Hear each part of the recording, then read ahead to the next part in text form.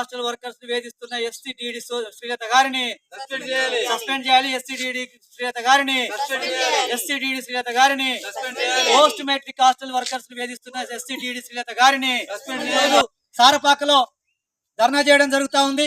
విషయం ఏంటంటే జిల్లాలో ఉన్నటువంటి social welfare post matric hostel workers మొత్తం కూడా పనిచేస్తా ఉన్నారు. వాళ్ళకి 16 నెలల నుంచి జీతం రావడం లేదు.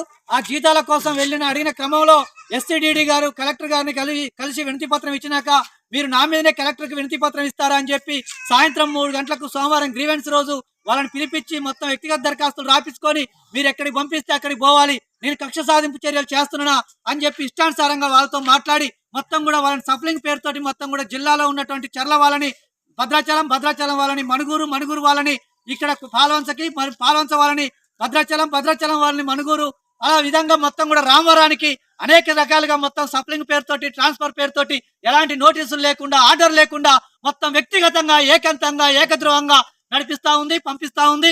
ఈ చర్యల్ని మేము ఖండిస్తా ఉన్నాం. రెక్కాడితే డొక్కాడని కష్టజీవులు వాళ్ళు, బడుగు బలహీన వర్గాల కార్మికులు వాళ్ళు, హాస్టల్లో తిని పండుకొని డ్యూటీలు చేసుకునే వాళ్ళు కానీ అలాంటి వారిని మొత్తం కూడా వేధింపు చర్యలు చేస్తా ఉంది. వేధిస్తూ వాళ్ళని వెట్టి చాకిరి పనులు చేపిస్తా ఉన్నారు. ఈ రోజు అంతేకాకుండా నిబంధనలకు విరుద్ధంగా హాస్టల్లో ఉన్న వర్కర్స్ మగ హాస్టల్స్ నుంచి ఆడ హాస్టల్స్ లో ఉన్న వారిని మగ హాస్టల్స్ కి పంపిస్తున్నటువంటి పరిస్థితి ఉంది.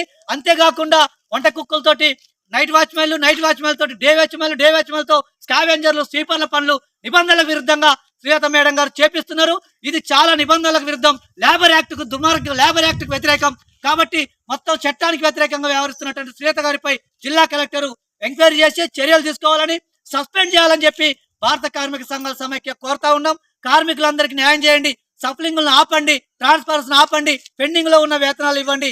ఇవే గనక చేయకుండా వాళ్ళని గనక బదిలీ పేరుతోటి మీరు ఎలాంటి ఆర్డర్స్ లేకుండా వేధింపులకు గురి చేసే కక్ష సాధింపుల భాగంగా పంపిస్తే మొత్తం కూడా మేము కలెక్టరేట్ ముట్టడి చేస్తాం, కలెక్టరేట్ ముందు ధర్నా చేస్తాం, సమ్మెలోకి దిగుతాం, అనేక ఆందోళన చేస్తాం. కాబట్టి గుర్తుపెట్టుకోండి మేడం గారు, కక్ష సాధింపు అంటే వెట్టి చాకిరి పనులు చేయించడం కాదు.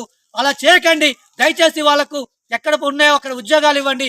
వాళ్ళని ఆ విధంగా మీరు సఫలింగ్ పేరుతోటి బదిలీ చేసే విధంగా చేస్తే, కార్మిక వర్గం కన్నెర చేస్తే హిట్లర్ అంటే మట్టి కలిసిపోయినటువంటి రాజ్యం ఇది, అంతకంటే ఎక్కువ కాదు. కాబట్టి అందుకనే మీరు అర్థం చేసుకొని వాళ్ళ డ్యూటీలలో వాళ్ళని కొనసాగించండి అని చెప్పి భారత కార్మిక సంఘాల సమైక్యగా చెప్తా ఉన్నాం. కలెక్టర్ గారు తక్షణమే ఈ విషయంలో జోక్యం చేసుకొని ఆమెపై చర్యలు తీసుకోవాలి, సస్పెండ్ చేయాలని చెప్పి కోరుతా ఉన్నాం.